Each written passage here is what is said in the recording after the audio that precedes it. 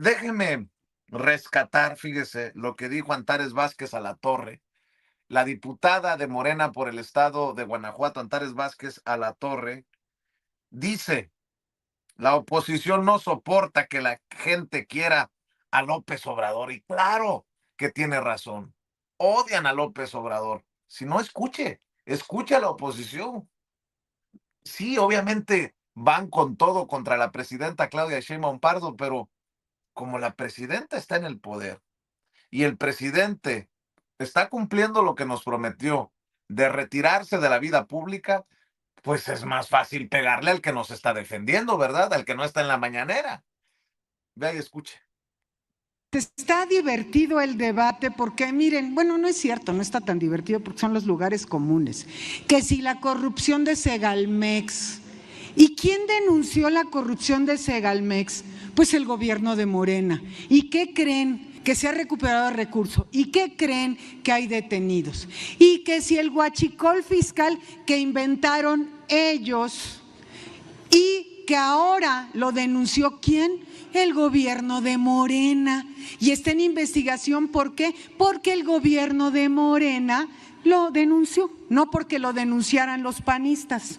Pero bueno, pobrecitos. Dicen, vinieron a decir aquí, de las grandes obras de Felipe Calderón, mi vida, que su inversión en una presa hidroeléctrica, su inversión histórica en una refinería de haber sido La Barda, y quizá qué carreteras, mientras en el gobierno del presidente López Obrador se invirtió en todas las presas hidroeléctricas que dejaron en fierros viejos sus gobiernos, y además tenemos 2 refinerías más, y además se invirtió en todas las refinerías que ya teníamos en fierros viejos también.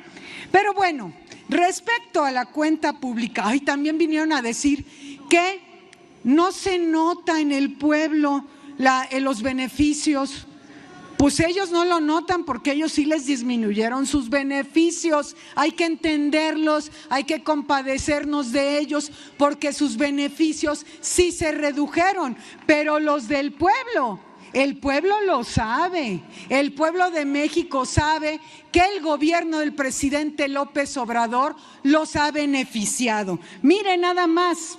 En el ejercicio del que estamos hablando de 2023, en el gasto programable se destinó el 65% al desarrollo social, el 26% al desarrollo económico y solo el 5.9% se destinó al gobierno propiamente, es decir, a sueldos, a operación. Eso es la austeridad republicana, que se apriete el cinturón el gobierno y no el pueblo. Y por eso 13,5 millones de personas salieron de la pobreza. Eso es lo que los tiene, miren, como lombrices en sal, de veras, están así. No pueden con esos 13,5 millones de mexicanas y mexicanos que salieron de la pobreza, pero el pueblo sí lo sabe, la gente sí sabe eso, ¿verdad?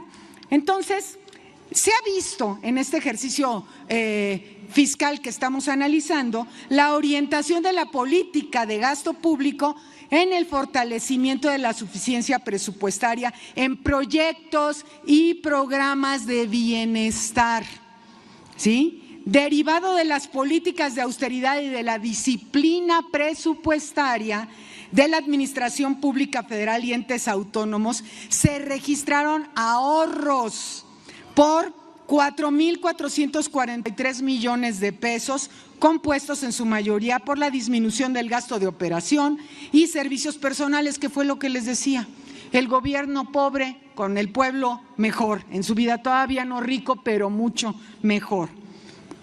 Entonces, a pesar de un entorno internacional adverso, el Producto Interno Bruto en nuestro país creció, tuvo un crecimiento a 3.2%, mayor al 3% que en esta Cámara se aprobó en aquel momento, ¿verdad? Este crecimiento también fue mayor al observado en 2022.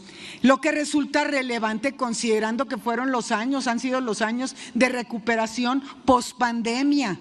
Y esto es de lo que hablaba el presidente López Obrador cuando le decía al pueblo que nos íbamos a recuperar pronto en una V, ¿verdad? Porque el consumo interno nunca se redujo en esa pandemia.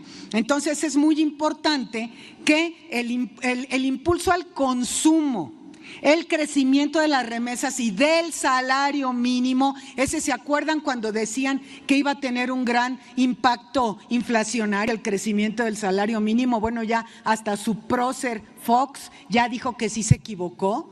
Pero el crecimiento del salario mínimo es lo que ha ayudado a sacar a esas personas de la pobreza en buena medida, ¿verdad? Entonces, también se muestra ahí lo acertado de las políticas del aumento salarial del presidente López Obrador y además se vio la estabilidad del dólar, del peso frente al dólar.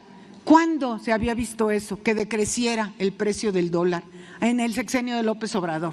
Solamente en el sexenio del presidente López Obrador. Se aumentó un 13.5% en los ingresos tributarios, a pesar de la reducción de la economía, del presupuesto en general, porque por el precio del barril del petróleo no se logró tener el presupuesto que se había presentado originalmente, pero los ingresos tributarios crecieron gracias a esos sí nuevos impuestos. Entonces, bueno, yo me acojo a tener lo mismo de tiempo que mi antecesor, ¿verdad?